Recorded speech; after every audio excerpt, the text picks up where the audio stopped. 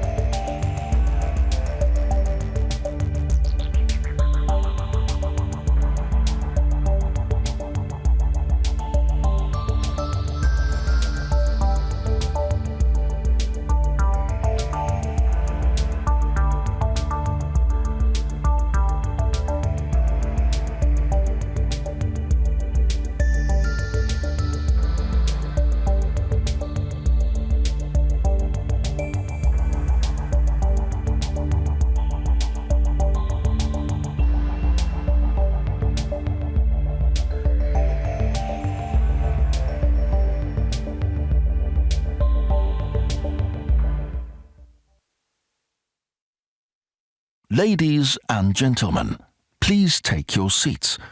The opening ceremony for the IGF 2019 will start in a few minutes.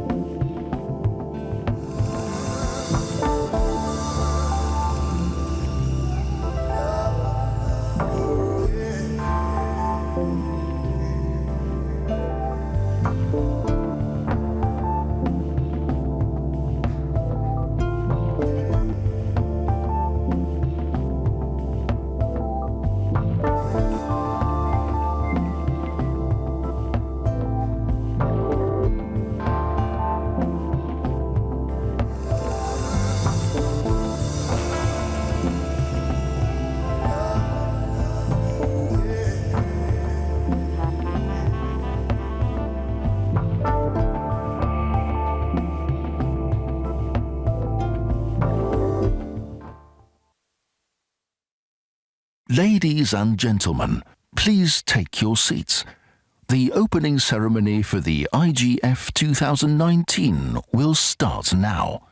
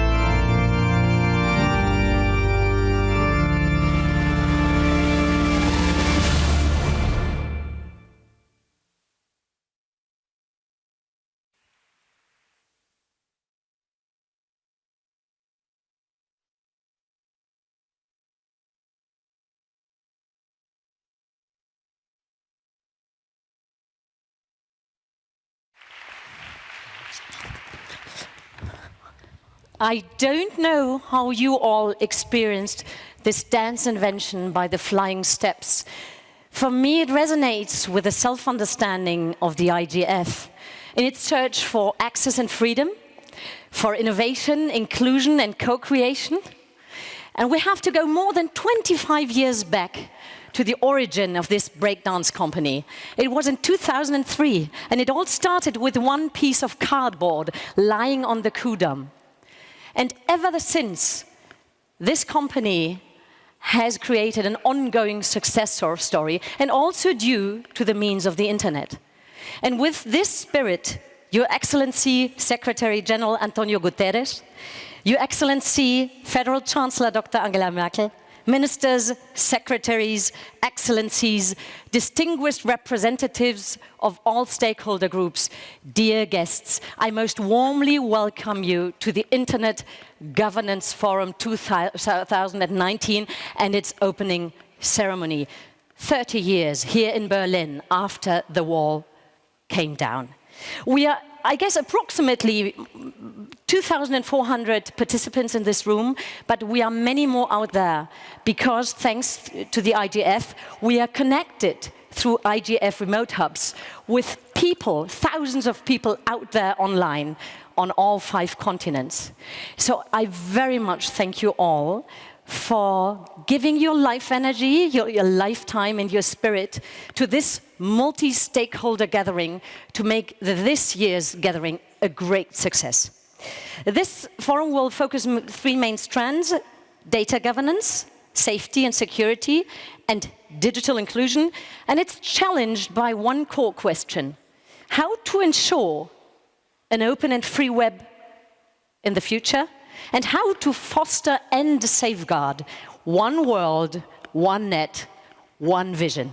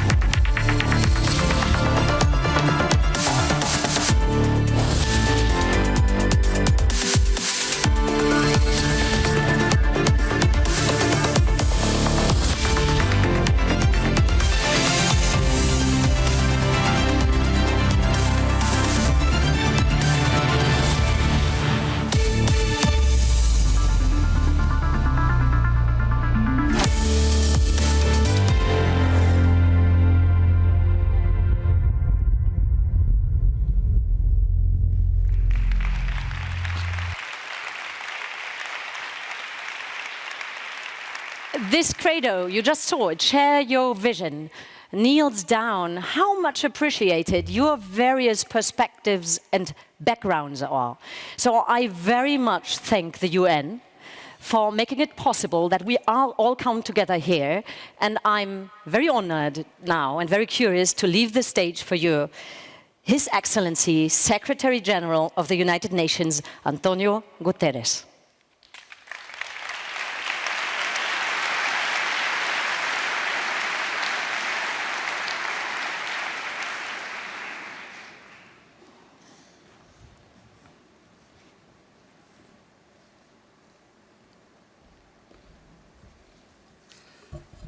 Dear Chancellor Angela Merkel, Excellencies, ladies and gentlemen, dear friends. I'm extremely pleased to be with you today, and I'm honored to be sharing the stage with Chancellor Merkel. And I'm also privileged to share with her a unique background. We were both first trained in the sciences, she as a physicist and a chemist, and I as an electrical engineer. Then we both lost our way and ended up as politicians. As public servants, we are entrusted with helping to address the most pressing issues of the day. And little can have more relevance to our lives and futures than the responsible and effective governance of the Internet and digital technology. Technological developments are unfolding at a speed with no parallel in human history. The impact of digital technology is sometimes compared to that of Gutenberg's introduction of the printing press to Europe in 1439. Both have democratized knowledge, but at very different speeds. It was only by 1950 that half of the world's population was literate, meaning that it took 5 centuries for Gutenberg's invention to benefit half of the humanity. It has taken the Internet just 25 years to reach half the globe.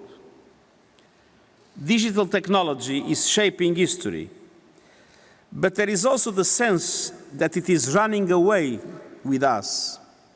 Where will it take us? Will our dignity and rights be enhanced or diminished? Will our societies become more equal or less equal? Will we become more or less secure and safe? The answer to these questions depends on our ability to work together across disciplines and actors, across nations and political divides. We have a collective responsibility to give direction to these technologies so that we maximize benefits and curtail unintended consequences and malicious use. And so far, we have not yet kept pace.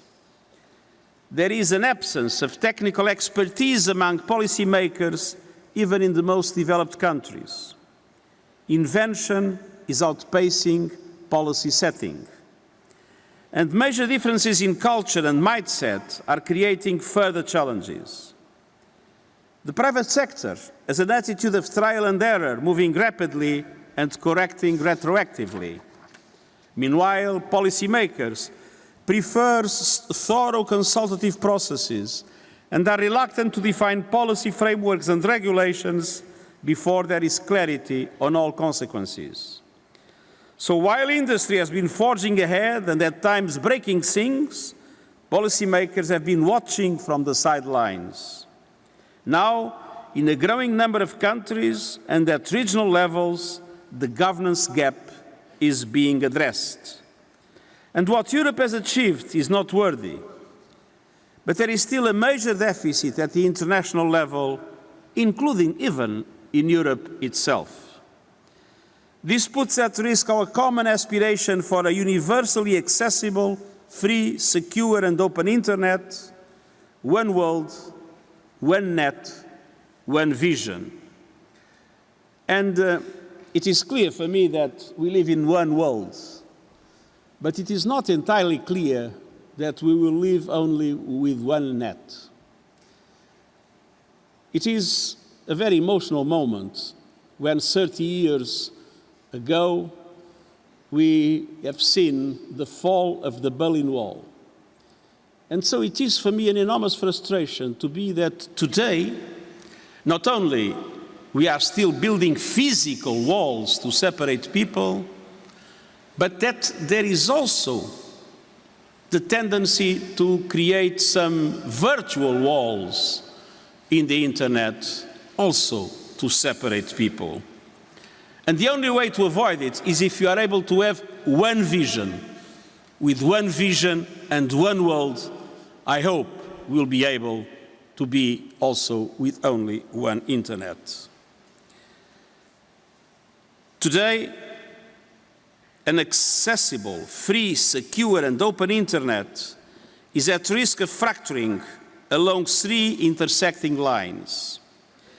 There is a profound digital divide, a social divide, and a political divide. Allow me to take each in turn. First, the digital divide. Today, there are still 3.6 billion people without affordable access to the internet. And most alarmingly, among the world's 47 least developed countries, where the internet could have truly transformative impact, more than 80% of the population is still offline. And the gender gap in connectivity continues to widen. Only 2% of women in Latin America and the Caribbean and in East Asia and the Pacific own a mobile phone with internet access.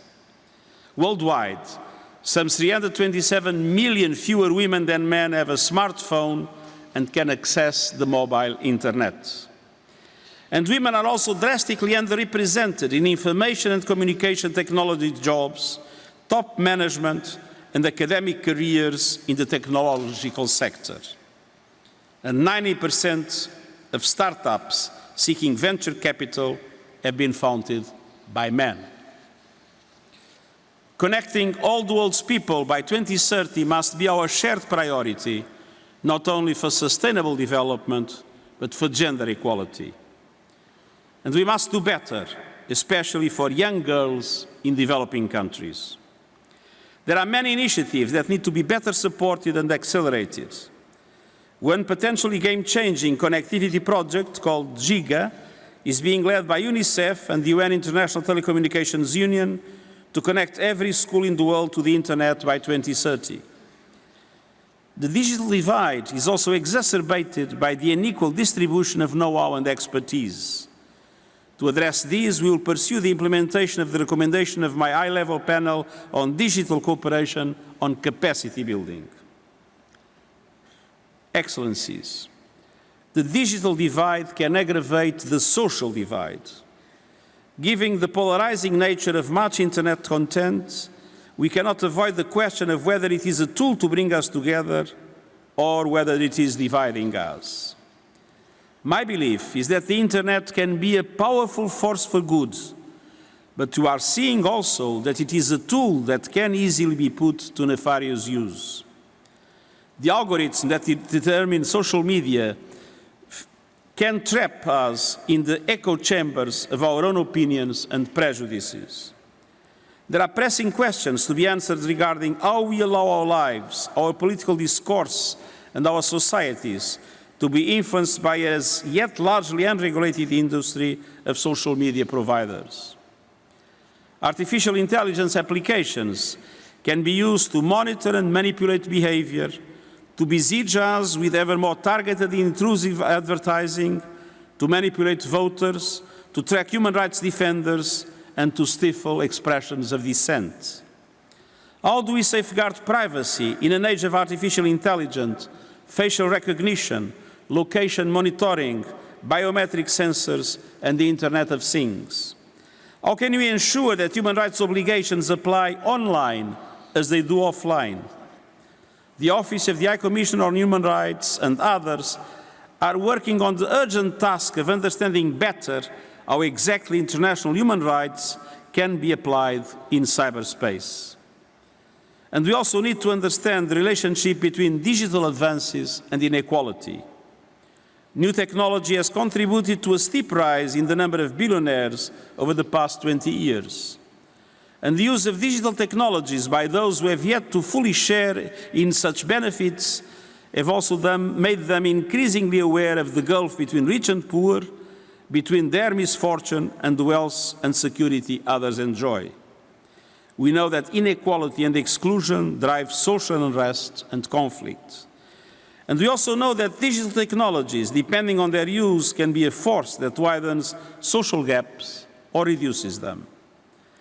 The high-level panel's recommendation to maximize digital public goods are important and deserve further support. Ladies and gentlemen, let me now turn to the third and potentially most dangerous divide, the political divide. Today, there is a real risk of geopolitical rupture, a great fracture of trade, security, and internet systems. We are all familiar with the politics surrounding 5G technologies. You are also aware of the growing efforts of some states to construct ever harder borders in cyberspace on the one hand, and the ever-increasing number of cross-border cyber attacks on the other. Low-intensity cyber conflict between major states is not a future prediction, but a feature of our present time. In such a climate, mechanisms that build trust and cooperation are indispensable. The growing frequency and severity of cyber attacks are undermining trust and encouraging states to adopt offensive postures for the hostile use of cyberspace. The potential dangers of these demand a much more vigorous collective response. If we do not work together to address these divides, we will be remembered as the generation that ruined the early promise of the Internet. With its unparalleled convening power and universal legitimacy, I see the United Nations as the appropriate platform where all relevant actors can meet to address such global challenges. And allow me to propose 3 ways in which the Internet Governance Forum can lead the way. First, let us build this forum into a platform where government representatives from all parts of the world, along with companies, technical experts and civil society, can come together to share policy expertise, debate emerging technology issues, agree on some basic common principles, and take these ideas back to appropriate norm-setting fora. Second, I encourage us all to take up the recommendation of the high-level panel on digital cooperation and explore the possibility of a global commitment on digital trust and security. This political commitment would be open to governments, industry and institutions worldwide and will help us prevent further political division. It will build on agreed global norms for cyberspace and the pioneering work done for the Paris Call and the Christchurch Call, as well as processes fostered under the auspices of the UN General Assembly. We will consult widely and bring this forward next September as Member States mark the 75th anniversary of the United Nations. Lastly, I will soon appoint a technological envoy to work with governments, industry and civil society to help advance international frameworks and nurture a shared digital future that puts people first and helps bridge the social divide. Excellencies, these ideas can be building blocks towards a shared digital future that we can be proud to pass down to future generations. A future with one world, one net, and one vision. And I encourage you in your efforts for this week. Thank you very much.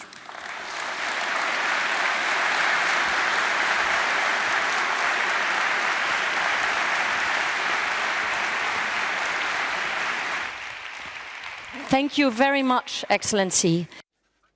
Handing over the stage for the welcoming words of Her Excellency, the Chancellor of the Federal Republic of Germany, Dr. Angela Merkel.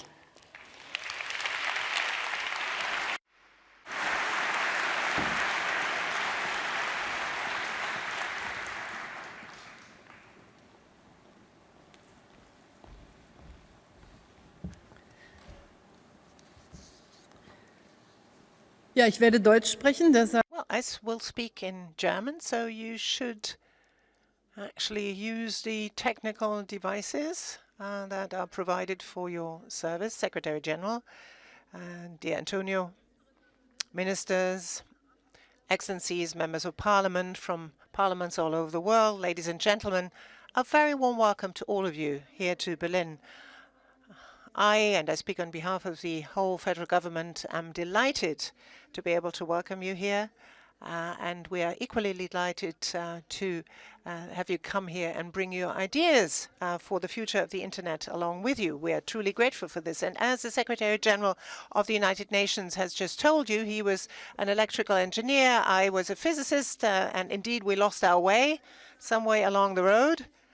Well, but for the technical developments of our time, it may well be a boon to have a few politicians in leadership who know a little bit, at least in my case, it's rudimentary knowledge of these technical things. I know Antonio will probably be much more knowledgeable still in this. So we understand the world as it is. The Internet Governance Forum of the United Nations takes place for the 14th time already, but for the first time in Germany, and particularly as a host to this forum, but also beyond this week and the meetings of this week, we would like to give a contribution towards exchanging globally how we wish to revitalize the values and the rules of the Internet, because it's becoming ever more important to discuss together how we want to use and shape this Internet of the future. And together means representatives of the world of politics, of the civil society, of the business communities, of science, and it also means all of the countries together. That is the basic principle underlying multilateralism, underlying the United Nations, and this is what should be the basis for any further development of these new technologies. And this is why the IGF is so valuable, because that is a forum where all of the stakeholders of Internet governance from all over the world come together to exchange experiences, ideas. Basically, this is where the analog and the digital world merge. One world, one net, one vision. This year's motto tells us in a nutshell what this is all about, namely to promote a common understanding about the future of the Internet, what sort of values, what sort of principles, what sort of rules do we wish to transfer from our analog world into the digital world, and what should be the principles that govern us and guide us. The most important value behind the Internet, after all, is freedom. And we all know that freedom is nothing that can be taken for granted, never. It needs to be fought for. It needs to be defended time and time again. And every time we have to clarify something together, namely how and where should freedom be protected? And what does freedom mean in very concrete terms? And also, where are the limits of freedom? What is allowed? What is not allowed? And this always comes into play when basic rights of others are infringed upon or have to be preserved. For example, the rights of children, or when the rights of others are in any ways, as I said, infringed upon or violated. We Germans, this month in particular, and we've seen that in the film that we've seen, have talked a lot about what freedom means for our country. 30 years ago, in November 1989, the Berlin Wall fell. The strong yearning for peace and freedom of the people in the GDR and among our neighbors in Poland, in Czechoslovakia, in Hungary, and in the Baltic states was something that could no longer be suppressed by coercive state measures. And what the division of Germany and Europe meant for the people is something that you can very clearly see for yourself here in Berlin in particular. A former border crossing point between what was then East and West Berlin is only a few steps, only a few hundred meters away from here. Actually, you can see some parts of what was formerly the wall at the entrance of this venue weighing tons. But freedom weighed and still weighs more. And I can tell you that only a few hundred meters away from here, but in the eastern part of Berlin at the time, was working as a scientist. I've never seen this part of town from over there, but over there was my place of work. The wall and the Iron Curtain were finally torn down 30 years ago. This longing of the people for peace and self-determination had finally prevailed, and our country and our continent could grow together again. So freedom of travel, of press, of opinion, profession, and also the right to freely determine your own personality. All these basic rights could finally be brought to bear all over Europe. And freedom, the hope for progress for all, that was, after all, the vision of the inventors of the Internet 50 years ago and of the World Wide Web 30 years ago. And some of them are actually among us here today. The Internet, right from the start, technically speaking, was developed in such a way that it was able to transcend territorial borders, that it was possible to use it all over the world, and that it would link up people all over the world. Today, there are about 4 billion internet users, and Antonio Guterres pointed to the fact that actually this has developed much faster than, for example, at the time the popularity of the printing press and printed books. By 2030, we think that it will probably be 7 billion people who have access to the internet, and we all benefit from this global bonding, from this global connectivity. Because in this way, people are brought together from totally different countries, totally different civilizations, beyond perceived barriers, barriers that are established through politics, through religion, or through social status. And in truth, the internet has had an impact on our day-to-day life, and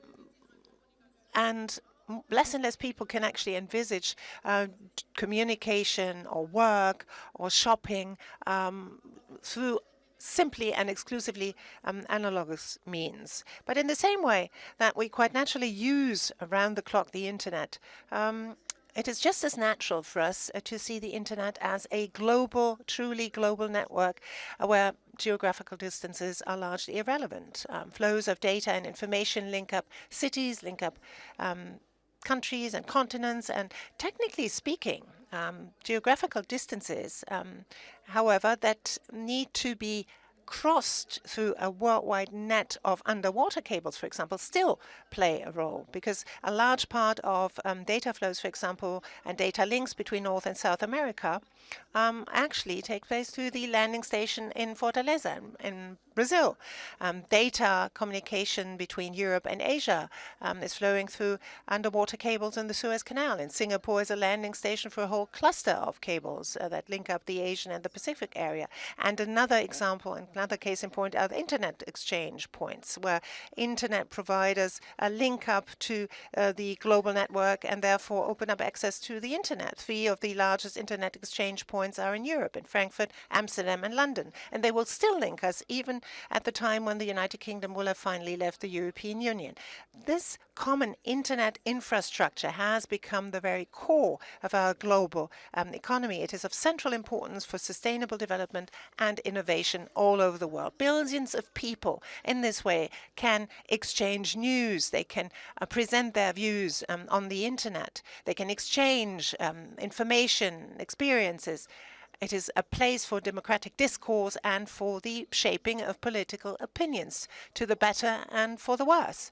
That is also something that the Secretary General has said. There are some who remain in their little bubble, do not actually exchange views with people who are of a different opinion. And that is one of the challenges that we face in this overall development of the internet.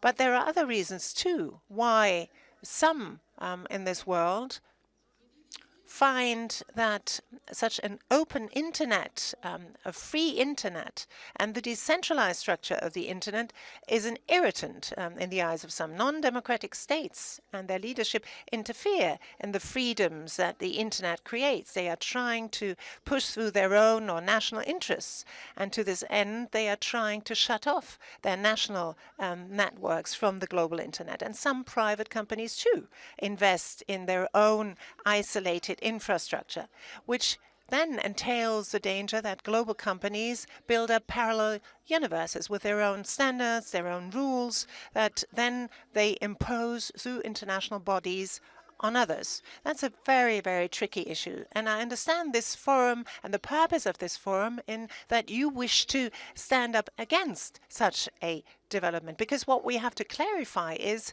what do we mean when we talk about digital sovereignty and retaining that on the one hand, and on the other hand, not shutting ourselves off against others, but act multilaterally? Of course, digital sovereignty is of prime importance, but it may well be that on this planet we understand different things when we use the same term.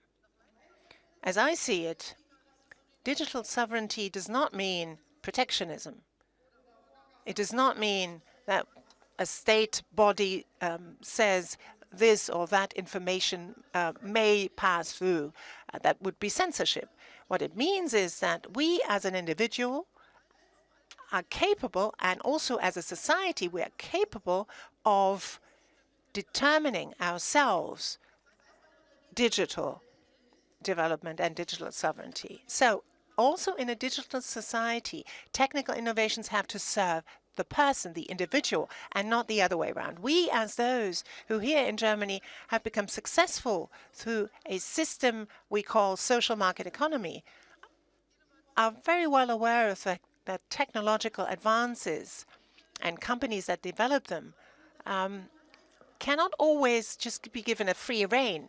You have to have guardrails in place. That was true during the Industrial Revolution, and it will have to take place in the age of the internet. So we need sovereignty over what actually happens on the ground. And this is why it is indeed an expression of sovereignty if we stand up for a free, open, and safe global internet, when we are convinced that isolation is not an expression of sovereignty, but that we, all of us together, share a treasure of values. For what would be the consequences if we were to pursue a policy of shutting ourselves off or isolationism? We would have a fractured, an increasingly fractured internet. But the consequence of that would be, and we see this in the course of history, it would not lead to a good development, because this global infrastructure might well become unstable, prone to breakdowns due to attacks, to surveillance, filters and censorship of information by state authorities, and there might well be an arbitrary shutdown of internet or mobile phones in order to prevent the people from communicating with each other. So an attack against internet connectivity, which after all is the basic pillar of a free and open internet, has become a dangerous instrument of politics. And many of you here know this from your own experience. Such attacks might well deprive people of their basic right to information and communication.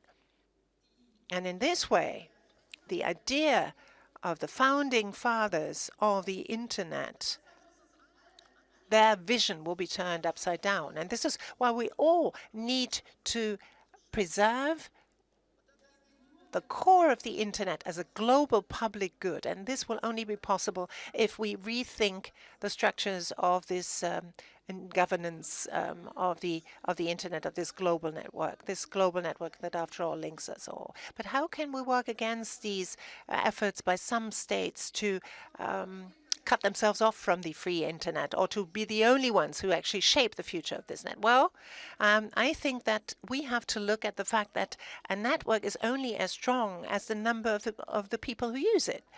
So what this needs is the effort of many that need to step in order to preserve this cross-border decentralized internet. That is to say, we have to understand that we need to act multilaterally.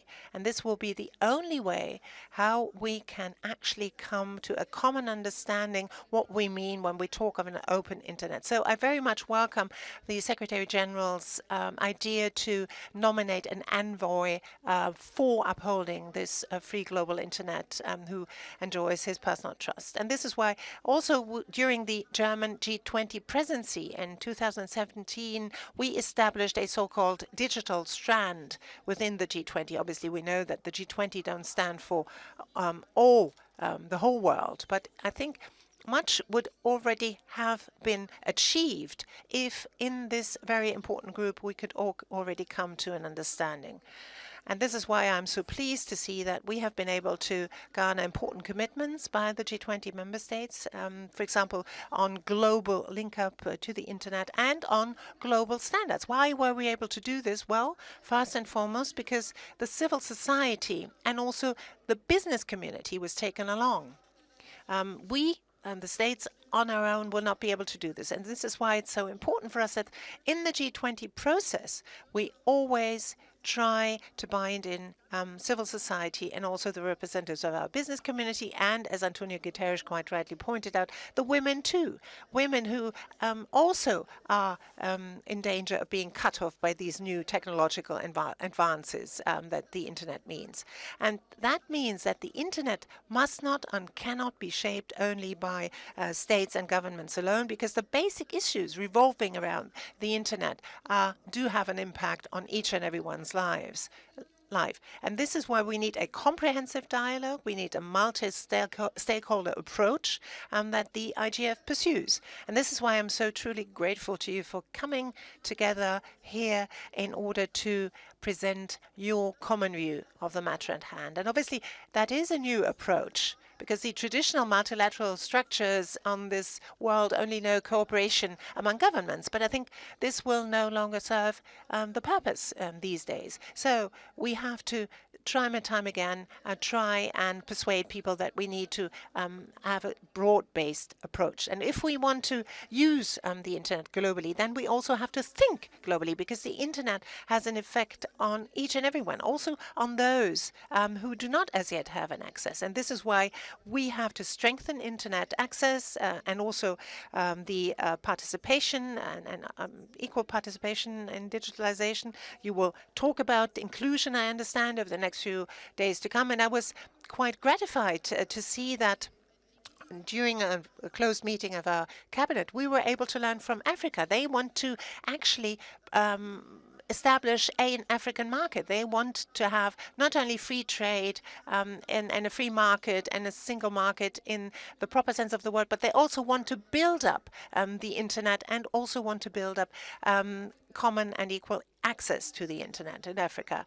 Dear Antonio Guterres, together with experts from the civil society, from politics, from the business community and science, you drafted a report on digital cooperation. And these proposals for embarking on new pathways to globally shape the internet is now gaining momentum. And when we talk about internet governments, we have to first and foremost develop an understanding on values. We have to try and come to an understanding of how we can preserve human rights, democracy, and rule of law in the digital age, how we can strengthen equal participation and safety and also trust in the net. And we have to chart new courses, because we are actually used to everything that we've agreed on internationally and nationally to put into law. But what we need more now is more. We need the participation of our business community, of our citizens, and by drafting bills alone, this will not simply not be sufficient. It's a great challenge, because digital transformation is placing very basic questions in front of our society. It's certainly not so that everything that is feasible and technically possible online is actually ethically desirable. That, incidentally, is not a new phenomenon. We've known that in the non-digital world. But particularly with a view to artificial intelligence, we will need to debate these issues even more in depth. We do not, therefore, have to talk only about what we want, but also about what we do not want. And what we do not want, if you allow me, this question will, in certain areas of the community, not find such keen participants in a discussion than in others. But that, again, comes back to the question that technology has to serve the people, has to serve the individual. And this will only be possible if we act together.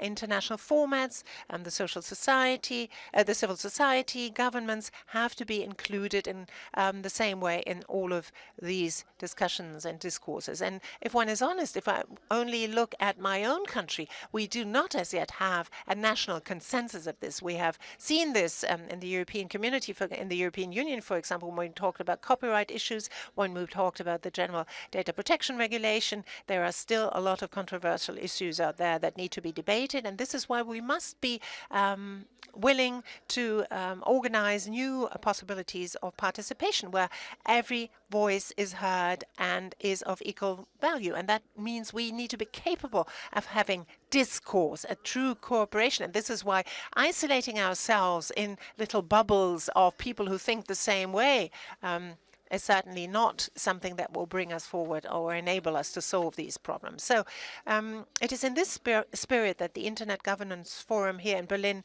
breaks new ground. And I think it's a very important message that upon the initiative of Federal Minister of Economics Peter Altmaier, also members of parliament from all over the world have come here to Berlin, because I think that this indeed is also something that serves our democracy. Over and above this, for us as German federal government, digital transformation also has to be thought of in European terms. For Europe can, with all of its ideas, with all of its values, all of its interests, give an important contribution to a common global vision for the future of the Internet. Generally round, one can say this reordering of the Internet governance is a truly global effort, and it means that countries and groups of interest need to close ranks, and Germany is willing to shape this reorientation of global Internet policy under the auspices of the United Nations. We are convinced that the United Nations and IGF are key to creating a global consensus on a free, open, and decentralized Internet. And ladies and gentlemen, I wish you every success for this Internet Governance Forum here in Berlin. May you be inspired by this location where 30 years ago, when the wall fell, that marked the dawn of a new age. We too, in what was then the German Democratic Republic, would never have dreamt of seeing this wall fall within our lifetime. But it happened because people were courageous. Many individual people showed courage. And obviously all of that took place in a favorable environment. But, well, the courage of each and every individual, and when it is shared with other individuals, may well open up roads that seem to be closed at this point in time. So I wish you interesting meetings with real people for a change. That maybe sometimes you only meet through the Internet. And when you go out and to a pub or to a Berlin restaurant and have a beer together, that too doesn't need to be only digital, but also real. Enjoy Berlin. Thank you all. Sorry, one. we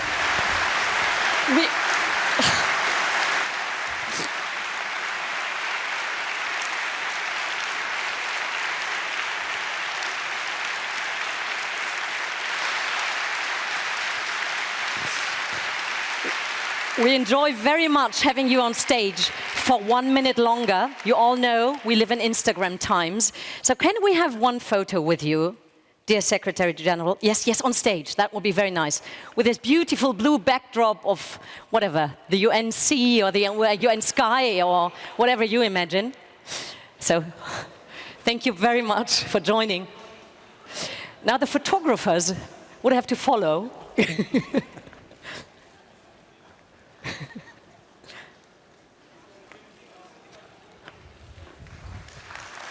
Thank you very much.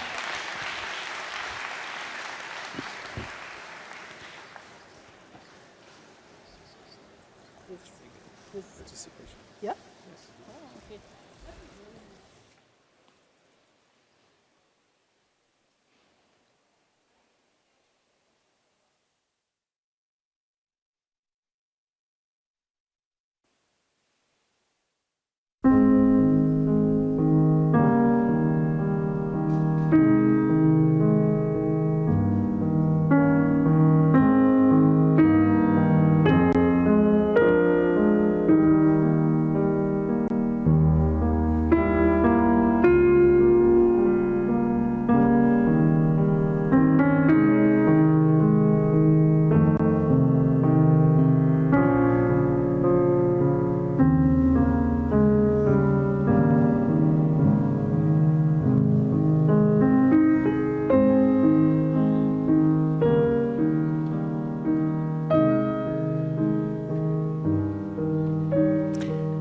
Let us take a minute now, please, to remember someone who can unfortunately not be with us anymore. And may I ask the Under Secretary General Yu Zhenmin to take the floor and share his thoughts and memories.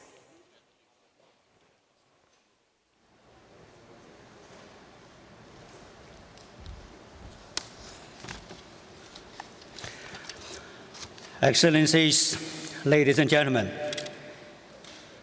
dear colleagues, before we begin our next segment of the meeting this afternoon, can I have a few seconds of your time? We want to dedicate this moment to Dr. Tariq Kamal, whose picture you will see on the screen.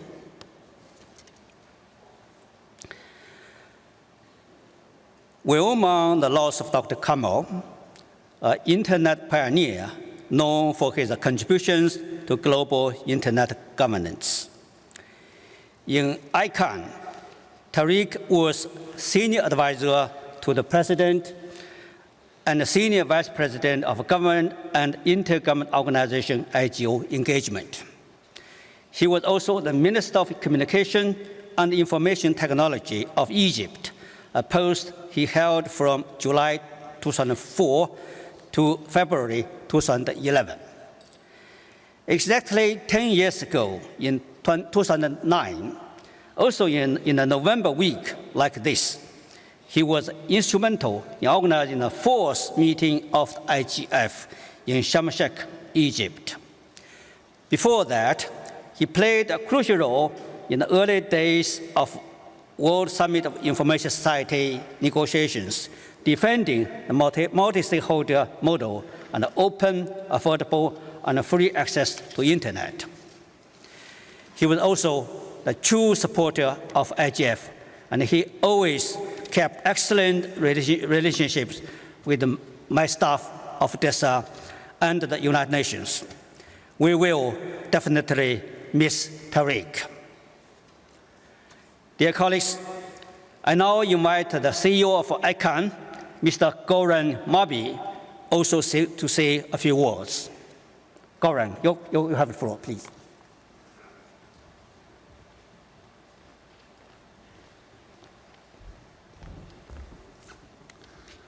Thank you. I'm humbled to be here to pay tribute to a dear friend and colleague. Tariq was an internationally respected internet pioneer and a prominent figure in internet governance circles. He was also a passionate supporter of the IGF, as was mentioned so much that he was instrumental in hosting IGF in 2009 in Sharm el-Sheikh in Egypt, which was also the first time I met Tariq. Tariq had a deep passion for connection. He fearlessly shaped Egypt's transition into a connected future, and in doing so created countless opportunities for people of his country. He was a visionary who believed that the internet should remain free, open, secure, and for everyone. He was a powerful advocate for the multi-stakeholder model and collaboration. He passionately believed that all should have access to the internet and spearheaded many initiatives to build technical capacity in Egypt as well as across the African continent and later globally in his role with us at ICANN. Tariq meant a great deal to the ICANN community, the internet community and beyond, and to me as my friend. He is missed, but will never be forgotten. Thank you.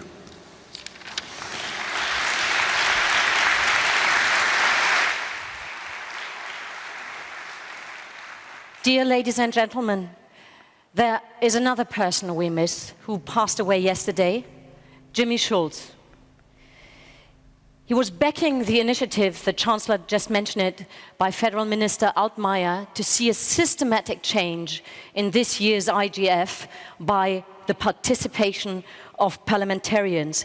And I'd like to invite now kindly on stage Hans-Jörg Durz, MP and Deputy Chairman of the Committee of the Digital Agenda, to please share your thoughts and feelings.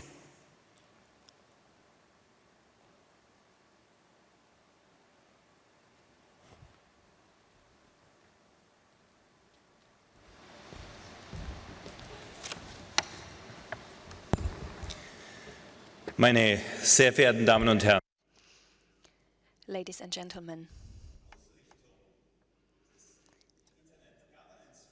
hosting this Internet Governance Forum here in Berlin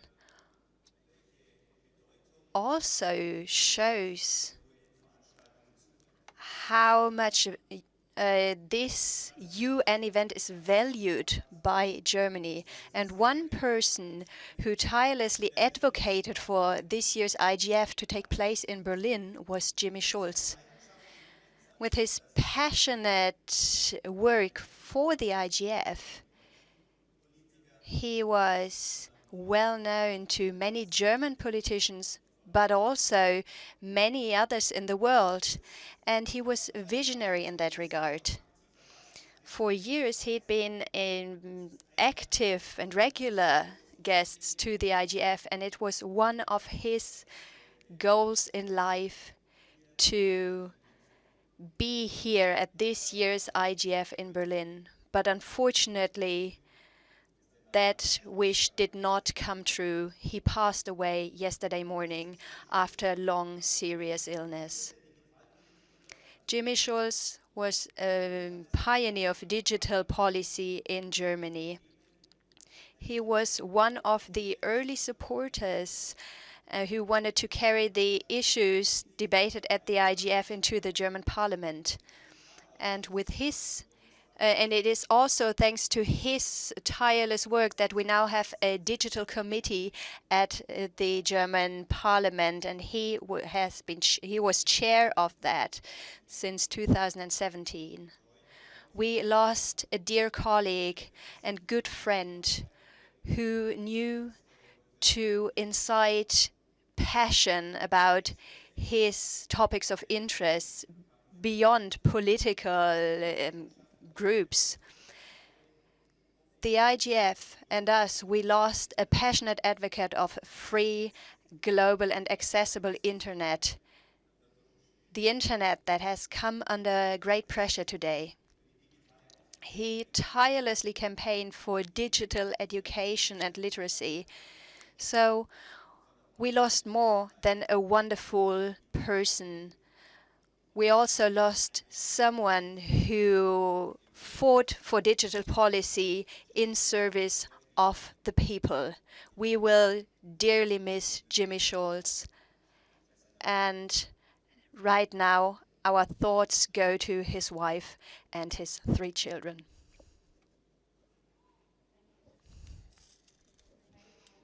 Ask you all, please, for a moment of silence in honor for those ones who passed away.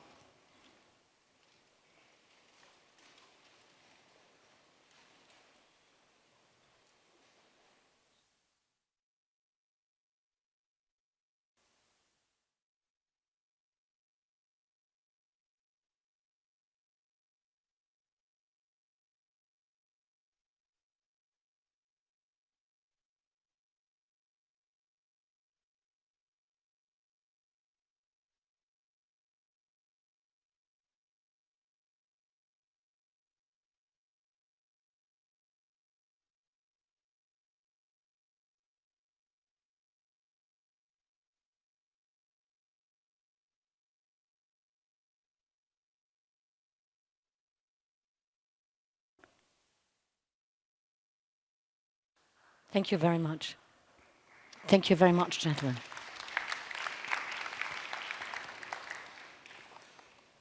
Thank you for this moment of caring. We now enter the phase of the afternoon of the high-level panels, the 3 sessions in a row, 1 hour each. And I'm delighted to announce the speakers and the moderators in a minute. But what we will do for the first time, I guess ever, at the IGF, is trying to really let you all participate digitally. We have a great, well-working tool for that. It's called Slido. It might be well known amongst you, and you can connect now, if you were so kind to take out your smartphones, on 3 ways. Either you use your QR scanner to scan that QR code, or you can just, if you have a modern smartphone, you may just use your camera and make a photo of that, and you'll be directly connected to Slido, and then it will open up the browser, and you are invited behind the hashtag to put on the code, which is not surprisingly, IGF 2019. And what we are trying to do, I said it earlier, we have more than 2,000 people in the room, and we have people who are collaborating via Zoom, which is another tool, at the remote hubs. We will gather all your questions, and please apologize, we are not able to bring them all to the table in 1 hour of discussion with 6 panelists and a great moderator. But what we are going to do, and it's very, very highly appreciated by the IGF and the team behind, to know about your questions and your expertise behind. So please don't hesitate to send us your questions, although we will only be able to put a few of them on the plate. That will happen in the last third of the discussion. Send me a smile or anything like that if you're in, that I know. Is it working out? More or less? So whenever you want, you can drop your question related to the panel. So I'm handing over the moderation now for the first high-level session, which is on the future of internet governance. And I'm handing over, and I'm very much inviting now all panelists, please, on stage, together with the moderator. I start with introducing the moderator. It's Vint Cerf. He's an American internet pioneer, recognized as one of the fathers of the internet, vice president and chief internet evangelist at Google. He has received numerous honorary degrees and awards that include the National Medal of Technology, the Turing Award, the Presidential Medal of Freedom, and many more. Okay, I'll leave it here. Yeah, too good to have you here, Vint. Whatever seat you are, may I introduce your panelists, if I wish. Please come on stage, please, please. I start with Sir Tim Berners-Lee. His visionary and innovative work has transformed almost every aspect of our lives. The Time magazine named him one of the 100 most important people of the 20th century. He invented the World Wide Web in 1989, and later became the founding director of the World Wide Web Foundation, which seeks to establish, that's the subject of the day, the net as a global public good and basic right. And in this interest, I don't know who of you was testifying this yesterday, he launched the contract of the web at the IGF yesterday. Too good to have you here.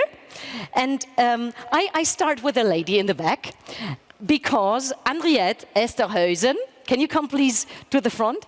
Oh, that's not Henriette. Okay, sorry, I was wrong. So I start with the other ones. This is Göran Marby. He's the CEO and the president of ICANN since 2016. He's a member of the Swedish e-identification board with more than 20 years of experience as a leader in the web and tech sector. Please, have a seat. I follow with Liu Zhenmin. He's the Under-Secretary General for Economic and Social Affairs at the UN. He advises the Secretary General on 3 pillars of sustainable development: social, economic, and environmental, and he nurtures key partnerships with governments, UN agencies, and civil society organizations. I go ahead with Makiko Yamada. He's the Vice Minister for Internal Affairs and Communications in Japan, and since summer 2015, she has been the General Director of the Global ICT Strategy Bureau in the Ministry of Internal Affairs and Communication, and earlier she had become the first ever female Executive Secretary to the Japanese Prime Minister. Most welcome. So, and Overmore. So, could you please introduce yourself? There was a change in, would you be so kind? Please, please, the mic is on. Good afternoon, everyone. My name is Alison Gilwald. I'm from Research ICT Africa and the University of Cape Town in South Africa. I'm an academic and a researcher and a policy researcher. I have been involved in policy and regulation across the African continent. Thank you very much. And finally, Ignacio Cassis, the head of the Department of Foreign Affairs in Switzerland. Most welcome. Please, have a seat. Enjoy the conversation now. Thank you very much, ladies and gentlemen. It turns out that we've done a little bit of research about some of our panel members, and so I thought I would share a few secrets that we've discovered. We've discovered that Vice Minister Yamada has joined a gospel lesson group, and she takes singing lessons twice a month. Her favorite song is called "The Latter Will Be Greater," but her other favorite song is "Oh, Happy Day." And let's hope that at the end of this conference, we will all be singing "Oh, Happy Day." So welcome to the panel. Thank you.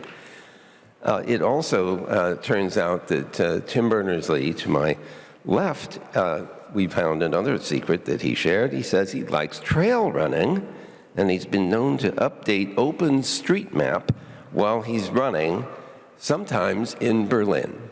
So I hope that you didn't run into anything while you were updating, Tim. We also discovered that Mr. Goran Marby, to my right, is a secret chef. He's an educated chef, and that explains why the projects that he starts have names like Calzone, Strawberry, Hubba Hubba, and Milky Way.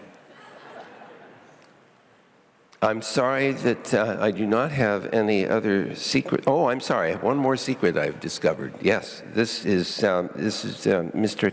Cassis, who is the head of the Department of Foreign Affairs in Switzerland, is actually a physician who practices preventative medicine.